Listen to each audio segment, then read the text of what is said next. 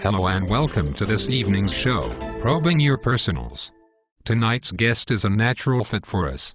We have Mr. Peter Fondle from the TSA. Good evening, Mr. Fondle. Thanks for joining us this evening. Thank you, Barry. It's nice to be here. I always enjoy the chance to perform in public. Well, that's really what we're here to talk about, isn't it? Now, you've had some negative publicity recently, haven't you? Do you think that's fair? Not really. I understand that the public is uncomfortable with the new security procedures and the choice of a virtual strip or a public grope and tickle. I mean, I know how the public feels. I really know. You see, I have firmly grabbed onto this issue with both hands. I know its contours, the ins and the outs. I have looked at it from all angles, penetrated it and given it the full thrust of my organization's members. Hold on. I think I'm going to hurl. You mean that you really feel the public? Yes. Wait, that's not what I meant. I meant I think it's hard for them. I really get their point. Isn't that what the fuss is all about, Mr. Fondle? To a certain degree. But we all need to understand that this is really just about security. Do you mean job security? I'm not sure where you're coming from, Barry. Now that you've received permission to unionize, isn't this also about job security?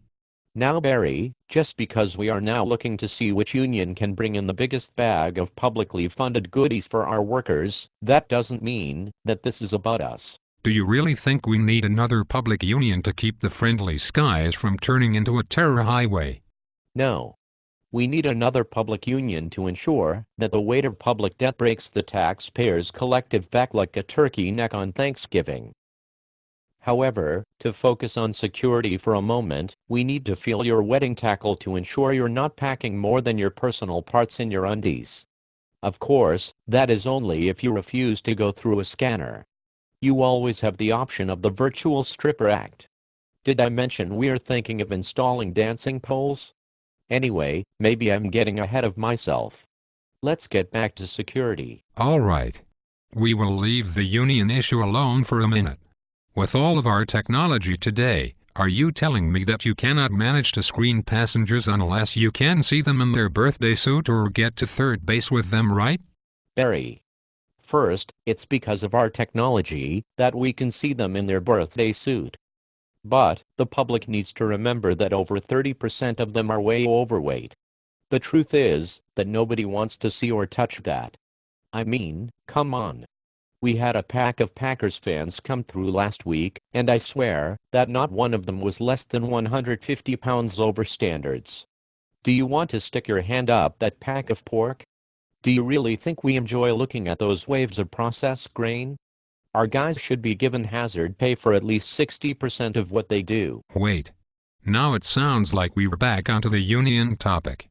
Do you plan on demanding hazard pay for the majority of the work? I don't know, Barry. I'm just saying that we really don't enjoy feeling Mr. John Q. Public's giblets. Are you doing anything to make this easier for the public? Why, certainly we are. Okay. First, we've begun a speed selection process. Does that expedite the search procedure? No. It adds a little time actually. It's more of a speed dating kind of thing. It allows the screeners and passengers to get to know each other before the formal get to know you.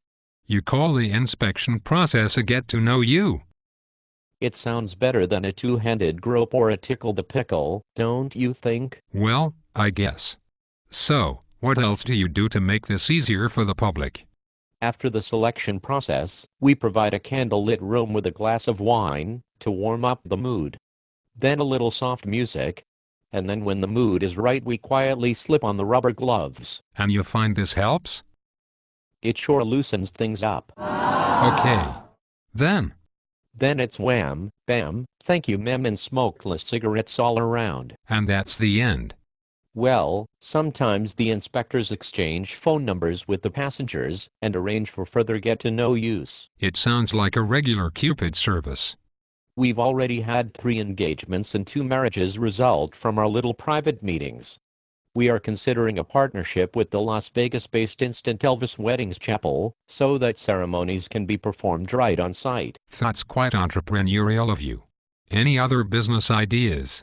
We are going to launch 1-900 inspection phone service for lonely individuals who desire a little extra romance. They can call in and have an inspector describe and detail a full body inspection focusing on the parts of the body that the consumer desires. We also think this will shorten lines at the airport. If that goes well, we will offer online streaming and chat versions. And, as I mentioned earlier, we may have dancing poles installed in the scanner area. They will be fitted with a tip jar, so passengers can actually earn a little extra cash as they go through security. How enterprising. Well, viewers, there you have it. The latest position of the TSA. So, if you're feeling a little lonely this holiday season, just head on down to your local airport for some extra loving. Who knows? Maybe you'll find a Mr. or Miss Right or earn a little extra dough swinging on a dancing pole in your virtual birthday suit. Good night and God save me.